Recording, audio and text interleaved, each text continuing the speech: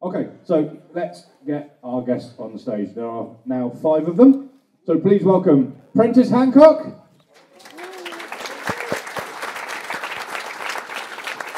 Geoffrey Beevers, Debbie Watling,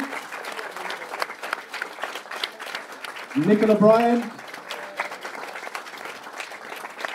and last and definitely least, Colin Baker.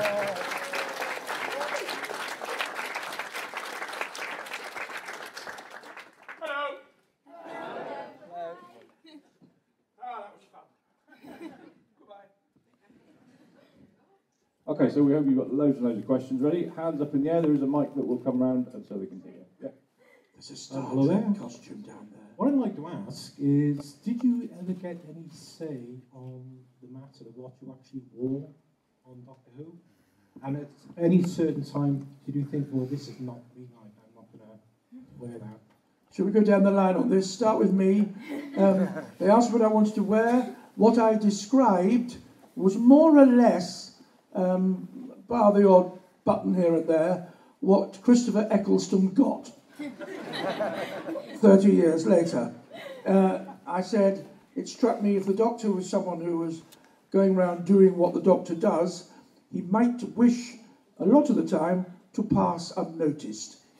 And I said a long black coat of some kind, quite dark, something you could just go whoosh and vanish. You know, who was that masked stranger? And what did they give me? Well, you know what they gave me. They decided that he should be totally tasteless, and, well, they certainly got their wish. The only good thing about it is that now my little figure of all the Doctors is the one that sells the most to children because it's colourful. And kids go, I want that one. So, and as I get 0.0000001 of a penny for each one, I am pence richer than the other Doctors. My costume was, of course, based on what Madonna copied later. So I was, in fact, breaking ground for Madonna's fashion. But mine comes from the press release when John Nathan Turner rang me up and he said, do you have any short skirts? No. They were all like, that was the fashion then.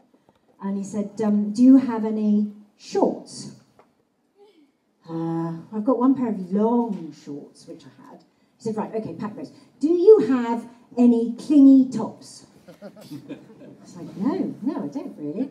He said, well, what's the most clingy thing you have in your wardrobe? I said, well, a leotard I wear for a dance class. Right, pack that. And that literally was my press release costume. And he so liked the combination of the idea of shorts and leotard, I'm afraid it didn't get much better for about a year. So that was a guaranteed frostbite and pneumonia.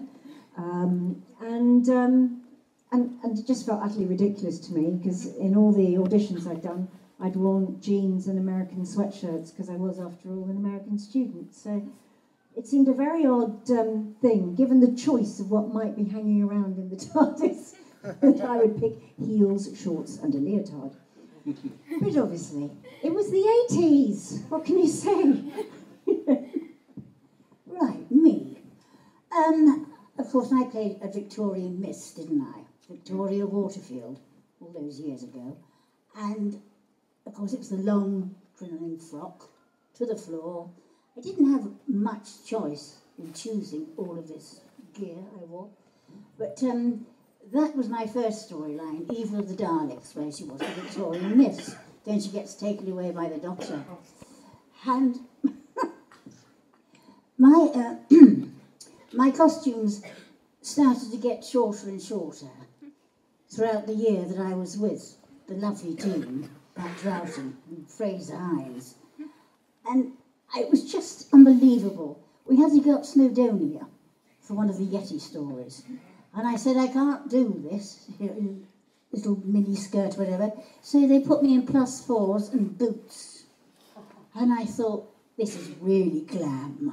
I really am enjoying this. As I say, throughout the year, yes, my costumes got shorter and shorter, and eventually I ended up like in a pelmet. They were so short, it was ridiculous. And so many times I was so cold. But thank goodness for the Yetis, because they used to surround me and make me warm and warm me up. So, yes, that's about it. I had no option at all about the costume I wore.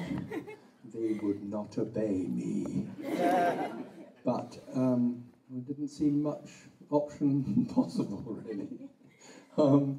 I had one little story about, because of the girls' stories, I had one little story about Carrie, my wife, Caroline John, who played Liz Shaw, and she had the same sort of problems as I think probably all the girls did, and they were insisting she went down the mines to meet into the centre of the earth to meet the Silurians, wearing a very short miniskirt and high white boots in perfect fashion, or whatever it was.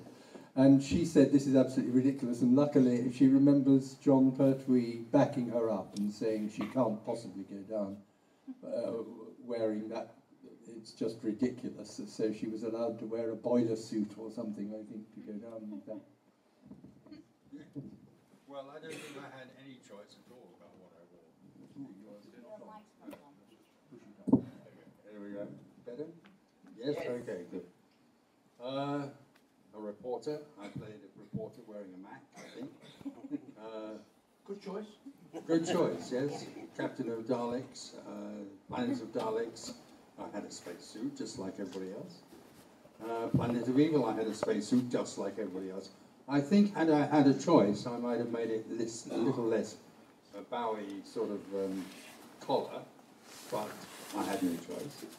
Until finally we got to Reebok's operation, when I was captain of Shreves, Shreves being a word like sheriff, he's in charge of everything, and I had to wear over the costume, I had an enormous cloak.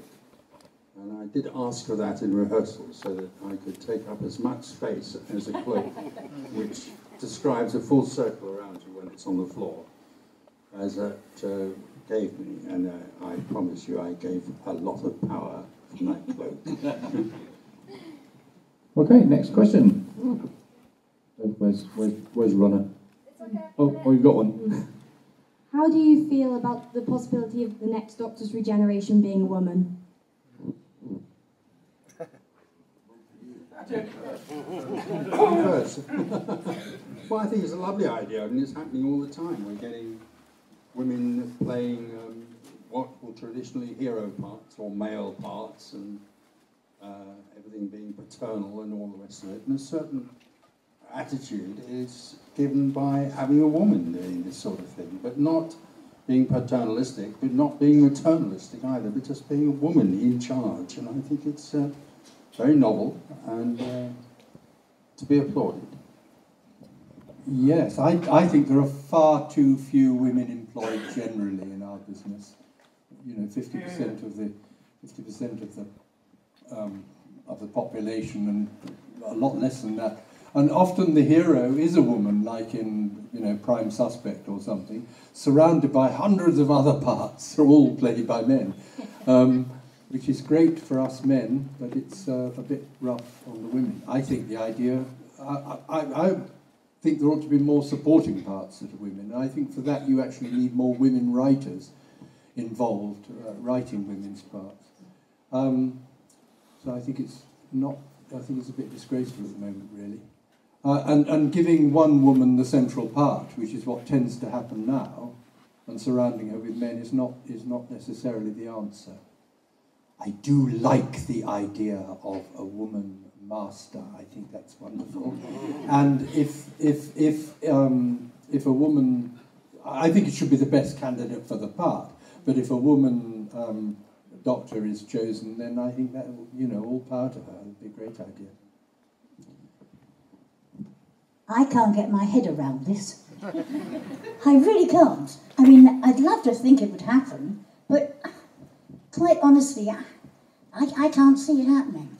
I don't want to put a damper on anything. I mean, all of you out there, would you like to see Doctor Who as a woman? How many? How many would like? Put your hands up who really like a...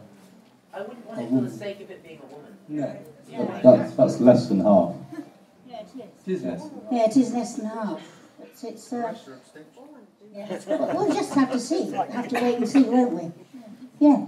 I think if we are all attending, which probably most of us won't be, the 100th anniversary of Doctor Who, I think there's a good chance that we will have expanded the range of the Doctor in terms of his physicality, whether he's now a woman or a man or a black man or an Asian man. I think inevitably one should be able to expand this out because he's supposed to not just travel the United Kingdom, but the universe.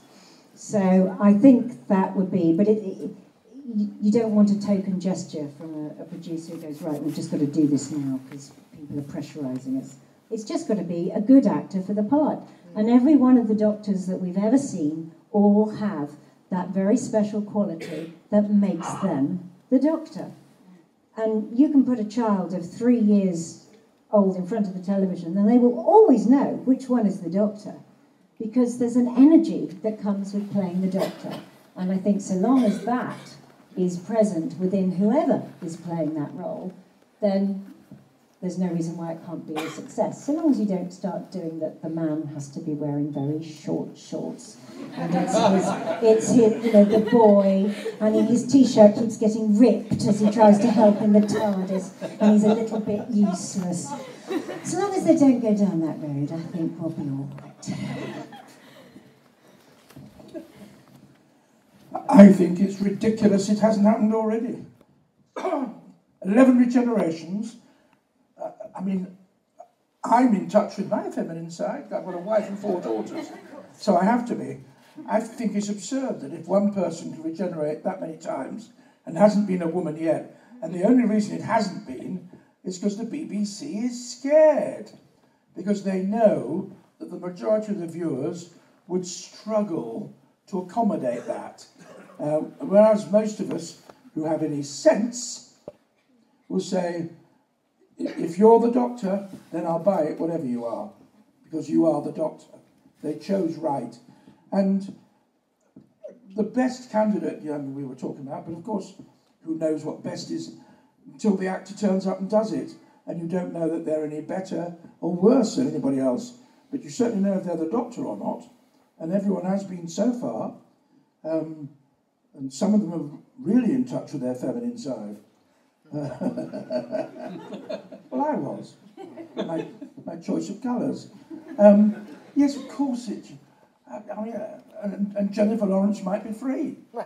You never know when Peter Capaldi goes. And I think she'd be very good. Don't you? Look at you all sitting there. No. I like John Pertwee. I don't want Jennifer Lawrence. No, there are loads of ladies out there. What about?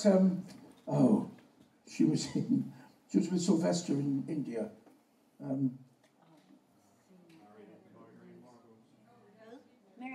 Miriam Margolyes.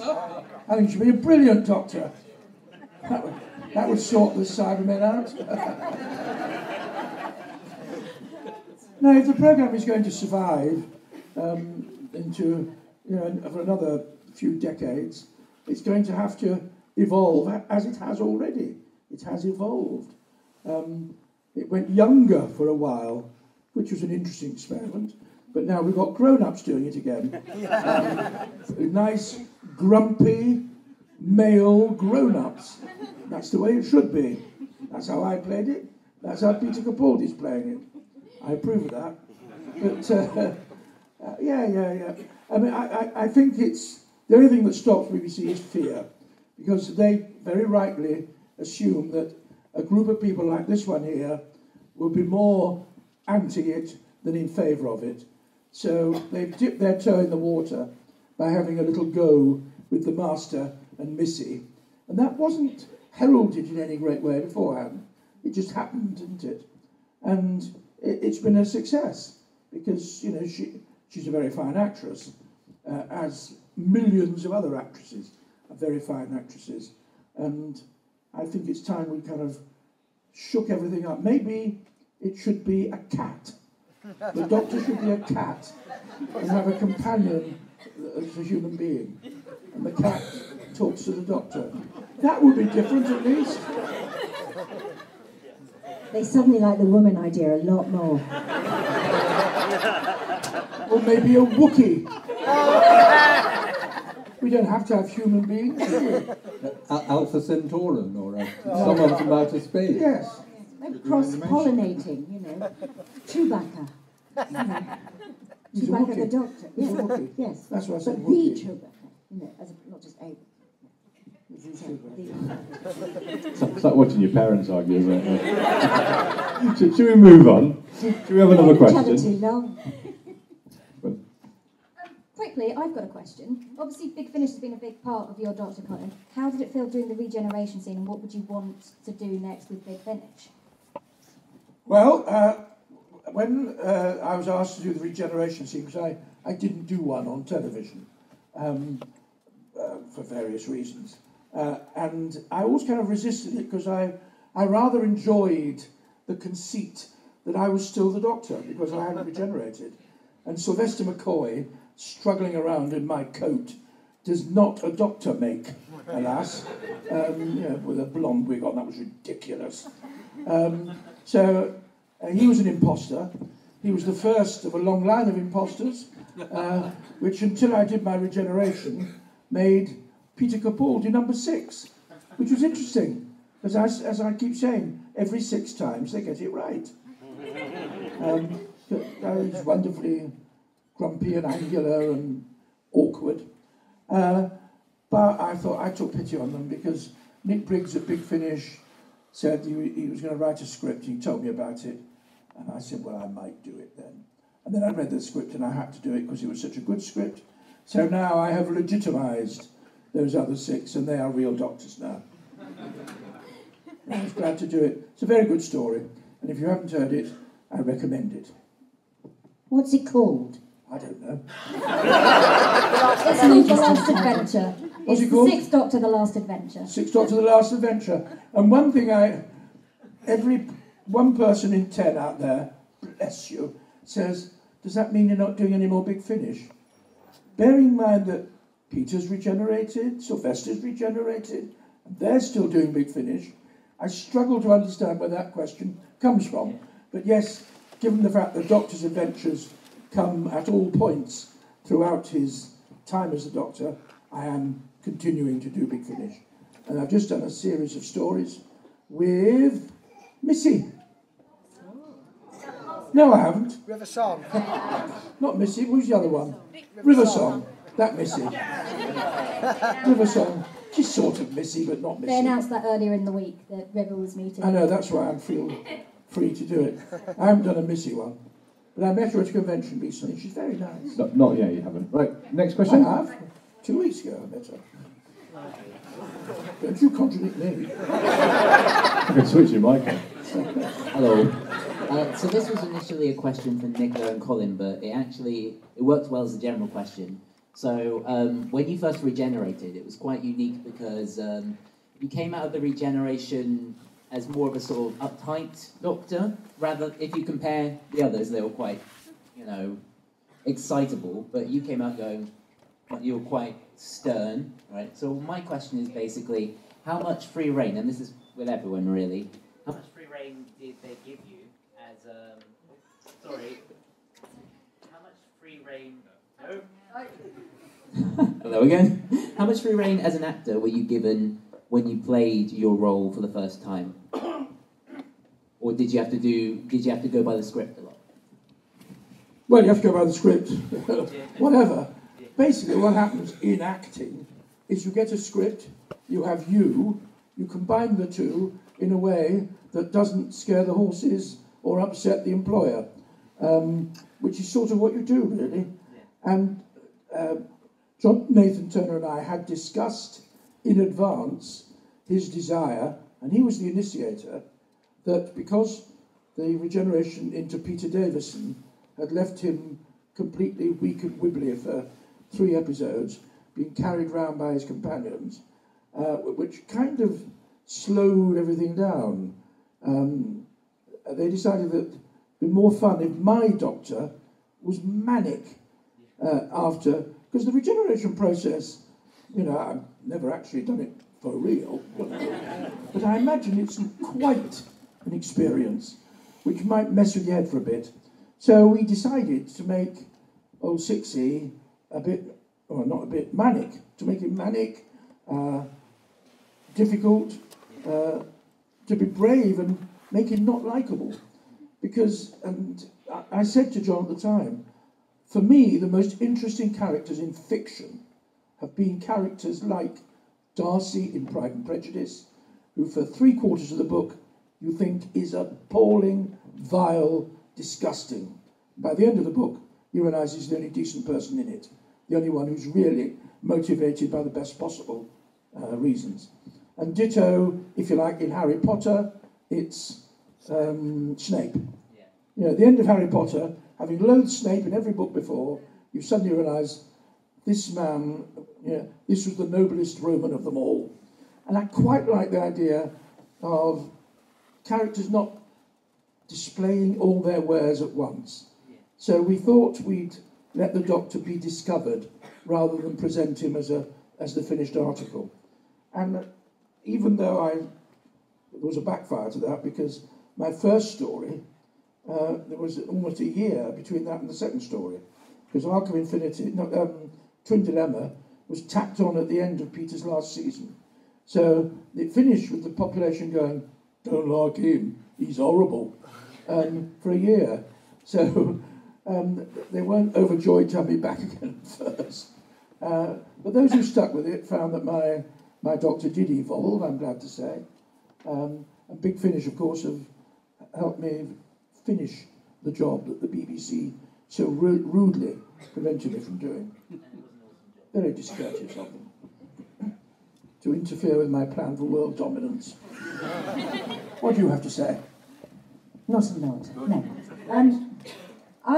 Obviously I didn't have a regeneration, but to answer about what your say is, you get very little say because that's the purpose of a script and that's the purpose of a writer and there's not much time. But I would fight for things like I'd be told I have to say that I've been put through the mincer, and I would say I can't say mincer because it should be meat grinder because I'm American.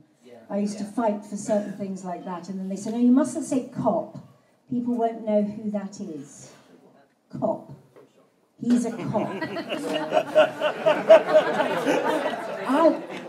I was not sure what planet everyone else was from, but the planet that I was familiar with, people watched American television and knew exactly what a cop was. But it was this strange sort of... I think they wanted American and then they got scared, so then they ended up having a melange of going, well, she's actually got dual nationality, really, and she's going to say, she can't say glass, she has to say glass. I go, really? You know, and it was really quite difficult to do that. But in a way, you back it up with what you have. So at the time, it was like, my father was dead, so I go, right, my father was English. There you go, that gives you that. And you just make it work. But there wasn't a lot of say. If we found a plot problem, we'd say, sorry, 4 episodes ago we said this, so this, you can't say that. And of course they'd listen to things like that, but you know, the writers are there to do their job and it's our job to interpret the writers and take the direction. Right. What can I say? I sort of, in those days, it was years ago, let's face it, when I was in Hull, late 60s. And in those days, you followed the script to the letter. But sometimes I came across a line and I thought, no, that is not Victoria at all. So I used to go up to Patrick Troughton, dear Pat, and saying, she wouldn't say that, would she? Because the writers wouldn't take any notice of me. I went through Pat. And so he would say, she wouldn't say that, would she? We'll change it, won't we? And that's what happened, and it was great. We made a great team. We foiled them. That was good. I used to go to Nicola They didn't listen to me either. I used to go to Nicola and she'd tell them. And I came across the Master. It was a time in television when you couldn't see, remember, past. You couldn't, I couldn't base myself on Roger Delgado or on Peter Pratt or anybody else who played the Master because there were no videos available to watch or DVDs to watch. So it was entirely, as everybody else has said actually, you follow the script, and if the script is good, it tells you what the part is. But I did have a dim memory of Roger Delgado as being remarkably evil, but remarkably smooth and urbane. And I just loved the idea of this completely decrepit master between incarnations who still thinks he's remarkably smooth and urbane and can look wonderful, even though he doesn't. And I sort of like that idea. And of course I've had a lot of chance to elaborate on that since doing the Big Finish ones, which I love. And because the scripts are very good, and I'm it's one of the great excitements of doing Big Finish scripts is that they are, I don't know where all these writers come from that can do it. I mean, it's amazing to me. So that gives you a real head start. And they vary, so you sometimes get a slightly different angle, and you follow the script, and you end up with something like the CD of Master, which is all in one house, and he's really quite nice for a long time, and you don't realise it's him and all the rest of it. And it's a completely different sort of take on it. And then there are other ones where he's utterly, utterly evil, and there are, you know what I mean? There's a certain variation that's provided entirely by the scripts, and I love all that. That's good. And the new one promises to be very interesting, I think. The one that's just come out. Has it come out, or is it yet? Or it's coming out later this year. I think it's April, May, June is the Master trilogy. It's called the Master trilogy. Yeah, they're doing 3 Master stories. Yes, and I think I've already given away to 1 or 2 people something about it, which perhaps I shouldn't have done. Shot. So keep quiet, those who know. That's in the contract, isn't it? In the contract, yes, probably. It's in the contract. Yes, Don't say anything. You shouldn't say about. But I had a thought it had been released, and I hadn't realised that it hadn't been yet.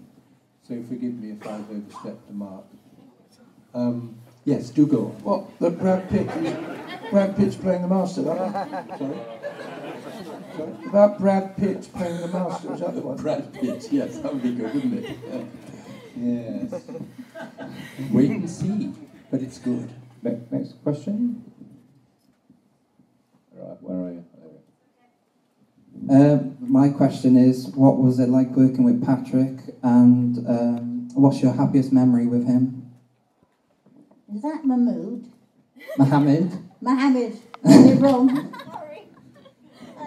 Working with Pat, goodness me, well, where do I start? I have no idea. He was a lovely, warm man, I have to admit, with that twinkle in the eye, a great sense of humour he had. And he always referred to himself as a jobbing actor. And I thought, no, Patrick, you're far more than that. There were no sides to Patrick whatsoever. And I remember walking into the rehearsal room first day, and it's a bit like the nerves are going. First day back at school, whatever. And he looked at me, and he just opened his arms to me and said, "Come here, Debs." He gave me the biggest hug ever. And he said, "Welcome to the family." And that was lovely. And we became very, very close over that year I worked with him. He was like a second father. He was a bit, he hated the press. He would not do interviews whatsoever. But one day he came up to me and he said, "Would you like to come to tea with my family?" And I went, "Well, that would be nice, thank you very much." "Yeah, lovely, thank you, after rehearsals, great." So I duly did. went to tea, met his family. Great, fine, nice. Next week, he said to me, would you like to come to tea with my family? I said, I've just done that last week. He said, no, another family. Wait, what? My second family. Okay, yeah, fine. So I went to tea with his second family. Fine. The next week he comes up to me and he says, well, I said, quiet, don't say anymore, but I can't take it. But he's a great man, and I miss him dearly, even, to this day. I always will. He was a very generous man to work with, and if anything was wrong, I used to go to him and say, I don't know how to say this. And he'd say, well, just think about it. Wouldn't tell me how to say it or whatever. Just think about the way that you might say it. And sometimes he came up to me and said, it's not right, is it? The doctor wouldn't do that. And he was, as I say, very generous. And yes, of course, one misses him very, very dearly.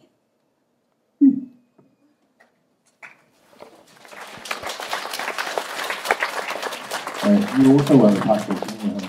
Yes, I think I was very, very lucky to have had 2 doctors, a regeneration, and then I get a 3rd doctor. It's like, wow, I must have been really lucky in the lucky dip.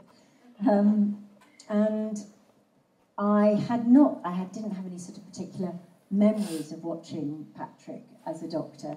So I asked JNT, if I could watch some old stories, and he was just so amazing. And when I met him, I was just in awe. I mean, it was just like having 2 doctors in the rehearsal room. This was all still very pinchable.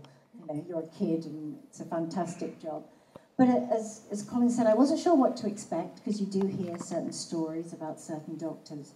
And I thought, oh dear, is this going to be a sort of competitive thing, having 2 doctors in the rehearsal room? How's this going to be? But it was the most comfortable, relaxed, fun, except for the fact that somehow Colin and Fraser, you turned into some kind of scary comedy act. And Pat would take the back seat quite literally by sleeping, having a little nap in the wheelchair that we had on set. And he'd have a little nap, and then, Colin would sneak up behind him and push his wheelchair and give him a fright. And Fraser had trick pens and, stuck my head in a bowl of muesli. I thought, what's going on? We're in slapstick now. Completely, everybody got carried away, I think, with the level of excitement that there was. And so I was really, really lucky to have had the opportunity to have worked with Pat. And he was very kind and very generous and very sweet and very funny. Pat did the hard job, the first regeneration. If he hadn't done it as well as he did, this room would be empty at the moment, because the programme would not have gone on. And I'd be thinking, I'm sure I should be somewhere this afternoon. And I wouldn't know where it was. It was because he did such a magnificent job at picking the programme up, spinning it through 180 degrees, and settling it down on an edge nobody had thought of. And his doctor was just pure magic. So that's the first thing. I shared a flat with his son David for many years, and I was David's best man when he got married. So I met Pat for the first time at David's wedding, and we got on very well then. This is long before my playing Doctor Who ever came into the equation. And over the years, I bumped into him at various places and always found him, entirely lovely. And his work was always stunning. And he's quite right. I like to think of myself as a jobbing actor. I think most actors who work like to think of themselves as jobbing actors, because the alternative is you think of yourself as a star, and what comes with that is not about work, it's about fame, which I don't think any actor I've ever respected enter this business with a desire to become famous. And when young people say, what do I do to become famous? I feel a shudder of terror down my spine, because that should not be the objective. It should be passion for work, the desire to do something so much that you just have to do it. And whether you earn a penny from it or a million is in the lap of the gods. You just want to do it. And that's why he was a dropping actor, and that's how I think of myself. The story of how he greeted you is quite interesting, because I remember when he arrived at rehearsal, because it was my programme, Sixth Doctor, 2 doctors comes in, and I opened my arms and I said, "Welcome to the family." And he said, "Piss off, this is my place."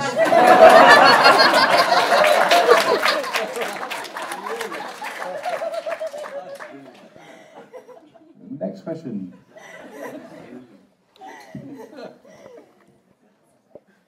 Hello. First of all, I'd like to hear about Patrick having a little nap there, because I'm with an extras agency. We always get told, no sleeping on set. So that's great. That's extras. Yeah, Quite Patrick right too. is more than an extra, far more than that.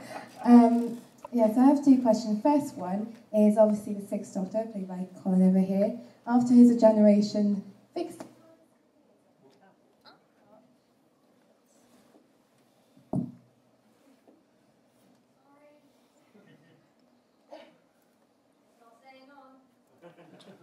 Story of my life. Technology, eh? Hello. There we go. Yeah, the Sixth Doctor fixed the chameleon circuit. Would you like it to be fixed again? And my second question is, I watch a brilliant show called Orphan Black, where the lead actress plays, I think, 8 different characters. How many characters do you think you could play? Me? I could play every character in every series ever made.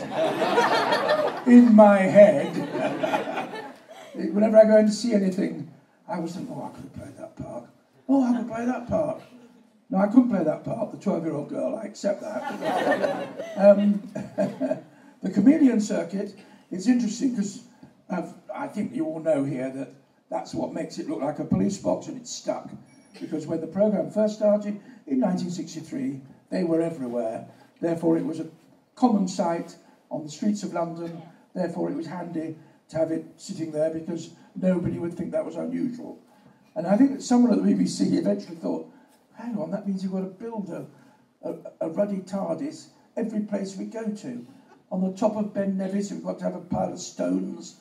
If we go to Portsmouth Docks, we've got to build a ship.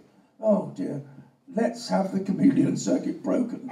So it's always a blue police box, and nobody will notice. And that's how it kind of continued. And during my tenure, I did fix it, and it turned into, I didn't do it very well, so it turned into an organ, you know, which I managed to play the tune on, and it turned into something else as well. What else did it turn into? I can't remember. But a what? A cabinet. A cabinet. And then I got so bored I broke it again. It went back to a police box. It was an interesting interlude. But I think by now we want it to be a blue police box. And we don't want the chameleon circuit to work. So that's the way it's going to stay, I think. And hope. Can I ask a question? How many TARDISes has there been? Does anyone know over the years? Oh, one. No. Do you mean from their point of view or ours? Ours. Oh, hundreds of the blighters. Really, I mean, No, look. dozens, literally dozens. Dozens and dozens. They remake it each time we do the show. Right. If it's off screen for a couple of years, that's been chucked in a skip. They build a new one. Yeah, got you. Can I ask a question?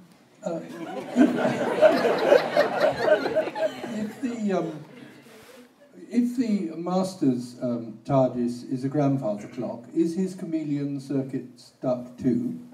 Is it always a grandfather clock? I think it is, isn't it? No. Oh, it's not? His works. Oh, because I think in Big Finish country it's always a grandfather clock, is it? I'm not sure.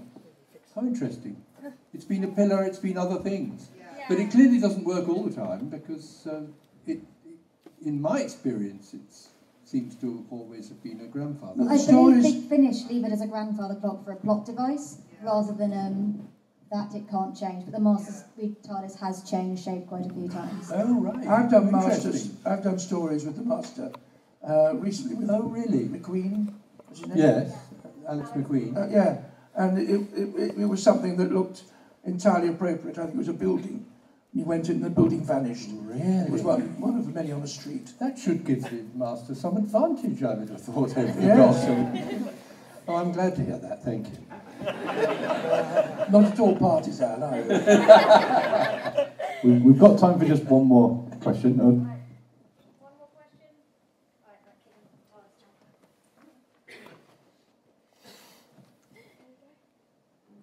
What's your favourite memory of being on Doctor Who, and did you enjoy being on Doctor Who? Yes. I loved it. I remember all of it. Yes. Yes, I loved it, and I couldn't possibly pick one favourite memory because there's just so many. It's like for me, I don't have one favourite episode. I'm not very good at favourites. I don't like the F word. Favourite. Sorry? Well, Doctor Who magazine has these wretched polls. They had it last year for the new series. You know, list your favourite story for one. Who was the best actor? And so it ends, and some writer finds out that he's the 7th most popular of the 7 writers. I hate that. Why can't we just celebrate the whole thing instead of saying that one's better than that one, that one's better than that one? I loathe that.